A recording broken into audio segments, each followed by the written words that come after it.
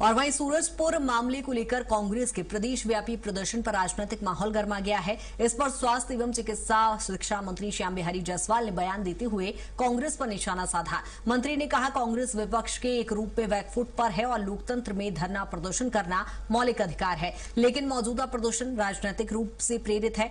साथ ही रायपुर में ही Ebola virus को लेकर हाई अलर्ट के सवाल पर भी मंत्री ने कहा कि समय समय पर कई बैक्टीरिया जनित बीमारियों की आशंका बनी रहती है और ऐसी स्थिति में स्वास्थ्य विभाग पहले से तैयारी करता है। इसके साथ ही बढ़ती गर्मी और हीट स्ट्रोक को लेकर मंत्री श्याम बिहारी जायसवाल ने जनता से सावधानी बरतने की अपील की। उन्होंने कहा कि इस समय रिकॉर्ड स्तर की गर्मी पड़ रही है, ऐसे में लोगों को धूप से बचने और आवश्यक होने पर ही घर से बाहर निकालने की उन्होंने सलाह दी है।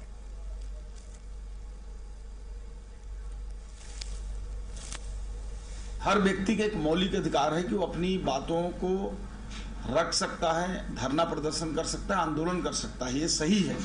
लेकिन क्या किसी भी ऐसे पीड़ित व्यक्ति को न्याय दिलाने के लिए जो संविधान में प्रदत्त शक्तियां हैं, धाराएं हैं, कानून है, नियम है, उसको अगर कार्रवाई की जाती है तो उस कार्रवाई को हटाने के लिए उस पीड़ित व्यक्ति को अगर न्याय हमारी पुलिस प्रशासन दे रही है तो उस न्याय को दबाने के लिए क्या ये धरना प्रदर्शन उचित है? ये छत्तीसगढ़ की जनता देख रही है।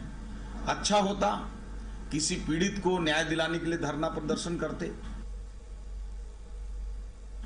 देखिए, समय समय पर कई प्रकार के बैक्टीरिया जनित, वायरस जनित और मौसमी बीमारियां हमारे पास सतत रूप से, ये कोई अभी नहीं, सैकड़ों साल से आते रहे और समय समय पर चूंकि हमारा कर्तव्य है कि किसी भी ऐसी बीमारी का आशंका या वायरस या बैक्टीरिया जनित कोई भी ऐसा बीमारी का आशंका होती है तो हम जो है उसकी तैयारियां करके रखते हैं।